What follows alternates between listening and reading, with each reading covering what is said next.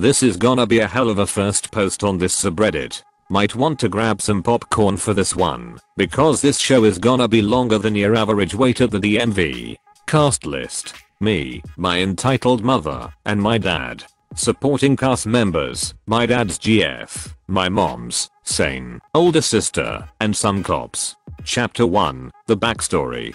Getting right into it, my parents aren't exactly on the best of terms. Actually, they haven't been on remotely decent terms for a while now. After their 22-year marriage, they got a divorce back in mid-2013, when I was in 6th grade. Exact dates are a bit hazy, but I'd say it was around April-May of that year. It was quite bitter. I don't think the things my parents said to each other in the courtrooms are appropriate here, but long story short, they effing hated each other. After the divorce proceedings started, I lived with my mom at our old house. She started spewing a bunch of BS accusations about the fact that your father is the worst human being on the planet. He's corrupting your mind, and a lot more hateful untrue stuff. But I was only 11, which was way too young to know that it was actually BS. I just blindly accepted it as fact, because that's what I had been more or less raised to do. But this was only the beginning. At this point, the monitored visits started happening.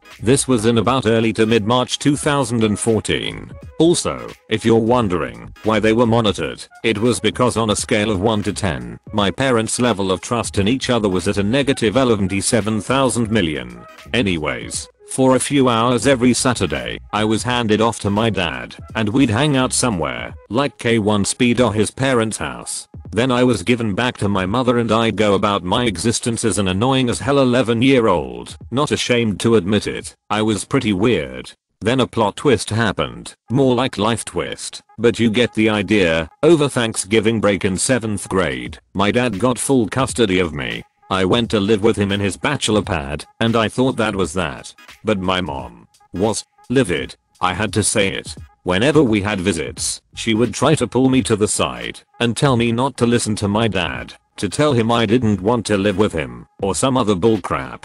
But the monitor would step in, because that wasn't allowed. Just like the rest of the stuff she did after this point. I continued middle school, my grades got heaps better, and monitored visits started again, but this time with my mom, only the visits were a little different. Important later. Me and my dad drove to a drop-off point, a park close to my mom's house. I was given to the monitor, then we drove to my mom's house, did stuff, then went back to the drop-off point and I went back to my dad's place. It was also at this point in my life where I learned to not blindly accept things my parents said as fact, unless it was actually true. Duh. This was because I learned that what my mom said about my dad wasn't true. I started questioning her reasoning, but I didn't tell anyone. In hindsight, I should have. I didn't really know who to trust more, or who to listen to. Life was, somehow, as normal as it could have been for someone in my situation. That is, until Monday, April 6th, 2015.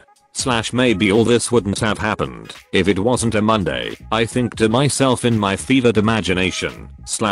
Chapter 2, the part where it gets interesting. On this fateful day was when everything got turned completely upside down. At first, it was just like any other Monday visit. I went to her house, only she wasn't waiting on the porch as usual. She was in front of the house, in her car. I thought okay, that's a little weird, and thought nothing of it. When we pulled into the driveway, the monitor and I in her car, my mom pulled forward and blocked the monitor's car in. When we got out of the car, she was yelling at me to get in the car, which I, stupidly, did because I didn't know any better. The monitor rushes over and says no, you can't do this. This is against the rules. My mother responds with no impr what tng hi mfromh is crap tie fat er or something along those lines. IDK. I was in the car and couldn't hear. Apparently, from what I learned later on, she physically assaulted the monitor before getting in the car and driving off. As we pulled away, I don't remember exactly what she said, but it was probably something like we are going to go start a better life for ourselves somewhere where we can forget all our problems and start over, or some other BS. We get to Lax about half an hour after the visit was scheduled to end, and she asks me where I want to go. I say Washington DC BC. I'd never been there before, but we ended up hitching a flight to Chicago for some reason. I will never forget what I said to myself as we took off. There goes my life as I know it. And wouldn't ya know it, I was right. When we landed, we were called off the plane and detained for questioning. My mother and I were put in separate rooms, but the whole time, I could hear her repeating, I had to do what I had to do to protect my son. I got no sleep that night because those words were haunting me the whole time. The next day, I was sent on a solo flight back to Lax. That was my first time flying alone. But before I left, my mother said to me, when you get there, tell my dad that you don't want to live with him anymore. Deep down, I knew that the proper course of action was electing to ignore that stupid ass decision. But, me being the idiot 12-year-old I was, I said I'd do that. Yeah, I know, like a liar. John Milani, is that you? On the way back home from Lax, my dad told me that the incident had made the news. In the clip that he showed me, my dad summed it up perfectly. It's worse than hell. I don't know what hell is like, but this is it for me. The next day at school, everyone was like, whoa, what the heck happened? We saw you on the news last night and thought you died. And in some twisted way, they were right. For the next few years, my mom would be in and out of jail for repeated violations of a court-ordered restraining order because she kept trying to sign me out of school. I'll never forget how on edge I was when she did this for the first time, but as the years went on, she did this throughout my freshman, sophomore, and junior years. I became sort of uncomfortably numb to her repeated special guest appearances in my life.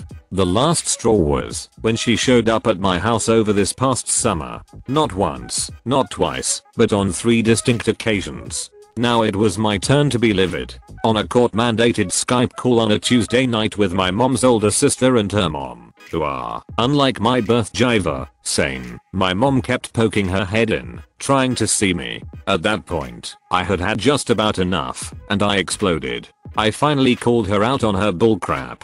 In hindsight, there were some other things I should've said, and maybe some stuff I shouldn't have said, but that night was one of the best of my life. I finally felt that I had a sense of closure, and that she finally understood how she was affecting me, except for the fact that she didn't understand. That Saturday, me and my dad spotted her on the main road next to my house. Again. We immediately reported it to the police, and she was picked up soon after. She currently resides in jail. Chapter 3, Epilogue. The ending to this crap show is somewhat of a bittersweet one. Sweet because she'll be in jail for the rest of my senior year, and thus I don't have to worry about her showing up again.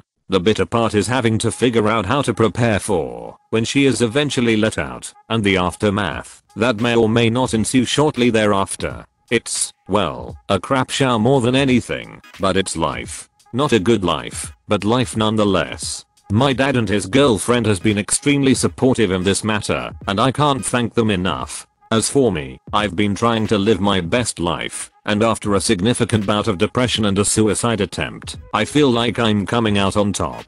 If you read this, which I doubt you will, F you, Mom.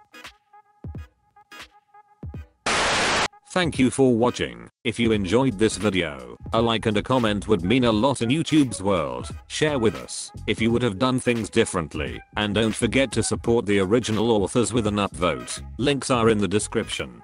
Peace out, and catch you tomorrow.